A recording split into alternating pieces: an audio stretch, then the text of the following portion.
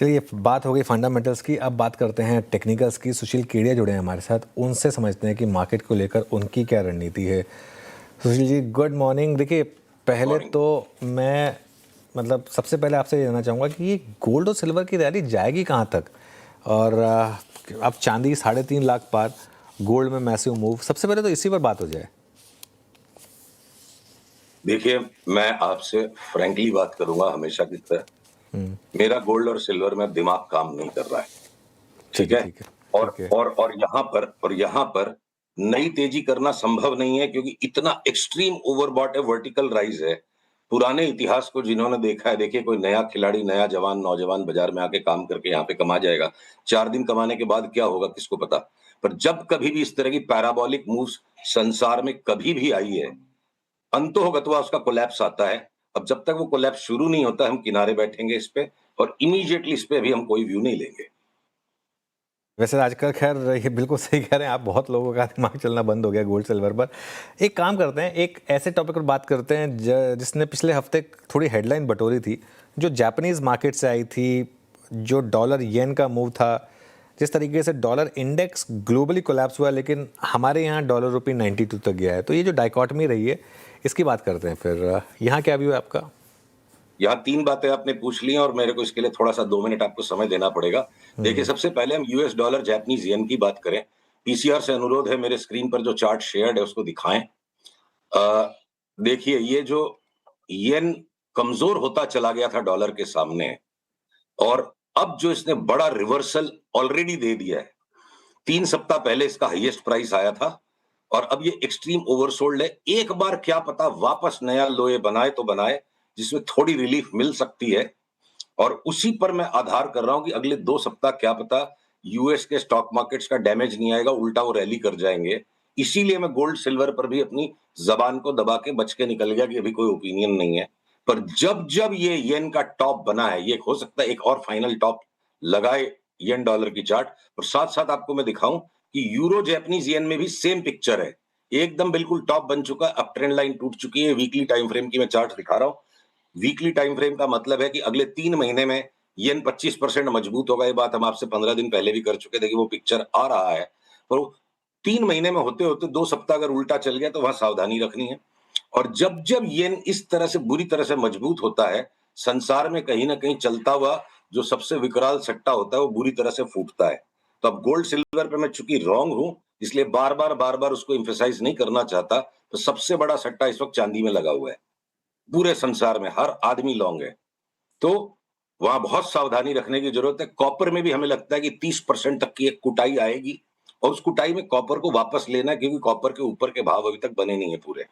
अगली बात, world markets में अगर एक बार 2-3 सप्ताह की रिलीफ रैली हो जाती है येन के वापस कमजोर होने से, और उसके बाद वो पीक आउट करते हैं, तो इंडिया का मार्केट पहले से ही इतना दब चुका है, इतना ज्यादा दब चुका है कि यहां पर भी सावधानी रखनी कि संसार में जो आग लगेगी और उस आग के दरिया में से हमें डूब के जाने का काम करना पड़ेगा।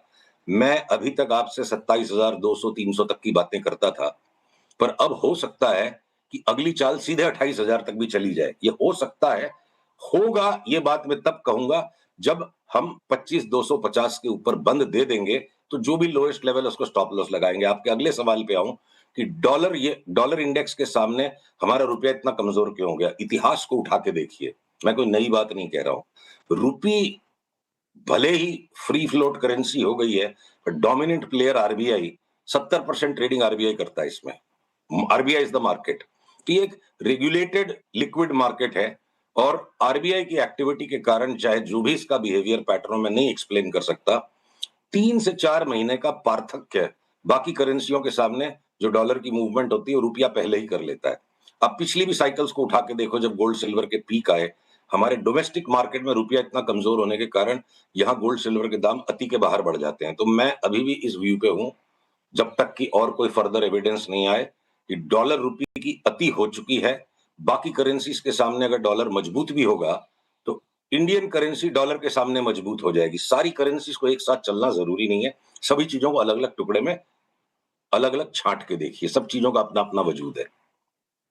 अब आते हैं हमारी स्टॉक मार्केट पर। एक 2025 की मैसिव अंडर परफॉर्मेंस के बाद 2026 में इकलौता बड़ा बाजार जो इतना गिर रहा है, निफ्टी, बैंक निफ्टी में इस समय आपको कोई नजर आ रहा है कि कुछ साइन ऑफ बॉटम या अभी यहाँ से और गिरावट बाकी है? पीसीआर से अनुरोध है, कृपया मेरे स्क्रीन की चार्ट को शेयर रखें। ये देखिए निफ्टी के फ्यूचर्स की जो चार्ट है, अगर बाजार इसी वक्त बंद हो जाए तो ये क्वालिफाई करेगा एज ए हैमर कैंडल, पर अभी बाजार को कई घंटे बाकी हैं। और अगर बाजार आज अगर ये समझो 25,270 के ऊपर बंद हो जाए तो हम इसको क्वालिफाइड रिवर्सल मानेंगे। पर चूंकि 3 सेशन और बचे हैं बजट में, और बजट का एक बड़ा रोचक आंकड़ा है कि करीब 93.5% की प्रोबेबिलिटी है कि अगर बजट के पहले जो ट्रेंड था, बजट के बाद वो ट्रेंड बदल जाता है। तो उसको आप मिला लो, और ये अगर प्योर चार्ट के पैटर्न्स को आप देखो तो यहाँ अति मच चुकी है भाव के नीचे घटने की। कुछ भी थोड़ा सा रोचक आ गया बजट में तो बाजार उखड़ सकता है ऊपर की तरफ।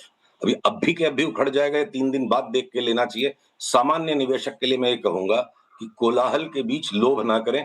3 दिन बाद 5% ऊपर खरीदना बेटर है, क्योंकि अगर ऊपर की चाल आएगी तो ऐसे दुनिया भर के स्टॉक्स होंगे जहां 50%, 70%, 80% की चाल बनेगी। सिर्फ निफ्टी, बैंक निफ्टी को लेकर ऑब्सेस्ड होना ठीक नहीं है। अभी जो भारत और ईयू के बीच में ट्रेड डील हुई है सुशील जी, इसे कितना बड़ा पॉजिटिव माना जाए, और क्या ये एक प्रोवाइड कर सकता है मार्केट को एक सेंटिमेंट चेंज के तौर पर? जब ये पूरे देश के सेंटीमेंट को, मनोबल को बढ़ाएगा।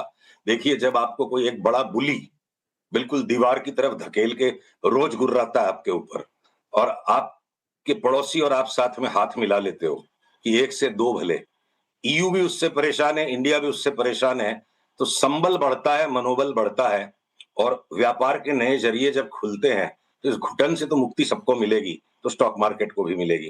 तो वो भी एक कि भैया, अमेरिका कह ले कितना भी कि मैं संसार का मालिक हूं, पर संसार की मिल्कियत को बदलने का काम अमेरिका कर रहा है। तो मैं इसे अच्छा ही मानूंगा। ये किसी भी हालत में बुरा नहीं है, ये किसी भी हालत में इग्नोर करने जैसी बात नहीं है। और आप अगला सवाल पूछो, उसका अंदाज लगा रहा हूं कि इतनी बड़ी ऑटो में जो ड्यूटी कट आएगी उससे हमारे यहाँ ऑटो के स्टॉक्स में क्या फर्क पड़ेगा। आपकी अनुमति से मैं ये भी कह दूं, तो जो ऑटो की चार्ट्स पहले से बन गई, देखिए मार्केट रिवॉर्ड करता है उनको जो पहले से भांपते हैं, और मार्केट ने सब कुछ पहले से भांपा हुआ है। तो हम टाटा मोटर्स बेचेंगे नहीं, मारुति हम लेंगे नहीं क्योंकि वो बहुत वॉलेटाइल रहेगा, महिंद्रा एंड महिंद्रा हम हर हालत में शॉर्ट करेंगे और उसको बढ़ाएंगे। हीरो मोटोकॉर्प और बजाज ऑटो हम टकटकी लगा के बैठे हैं कि हम उसको दोबारा लें, ये दोनों भागेंगे। टीवीएस मोटर्स भी अब काफी हद तक करेक्ट कर चुका, उसमें भी री एंट्री की जा सकती है। तो ईयू की इस डील से इंडियन ऑटो स्टॉक्स घट जाएंगे, ऐसी चार्ट्स बता नहीं रही है। जो घटना था वो पहले घट चुके हैं। सुशील जी, मिड कैप और स्मॉल कैप में क्या किया जाए? यहाँ इन्वेस्टर्स ब्लीड कर रहे हैं अब इस समय, पोर्टफोलियोज लोगों के 40-40, 50-50% नीचे हैं। बहुत संवेदनशील प्रश्न है ये, और संवेदनाओं के साथ मैं कहना चाहूंगा कि जब सड़कों पे खून बह रहा हो, तभी अच्छे निवेशक फोकट के भाव में माल लेते हैं। पर जो ऊपर बेच नहीं पाए और जिनके पास भरा रह गया है, अब उनके पास तो पैसे नहीं है। तो जो राधा कृष्ण जी दमानी की जो बहुत पुरानी लाइन है, वो हर बार लागू होती है बाजार में कि टाइम टू टाइम 8 आने में क्या 4 आने में भी माल मिलता है, तो उस टाइम किसी के पास लेने को पैसे नहीं होते हैं। तो उस संवेदनशीलता को ध्यान में रखते हुए कि लोगों की बहुत बड़ी कमर टूट गई है, बहुत चोट लग गई है, उनके साथ संवेदनशीलता के साथ मैं कहूंगा, अगर आपने लीवरेज नहीं यूज की है, अगर आपके बोरोड पैसे पे आपने काम नहीं किया है, तो एक बार क्या होता है ना, जब बहुत विकट परिस्थिति आ जाए, आदमी को जूम आउट कर जाना चाहिए।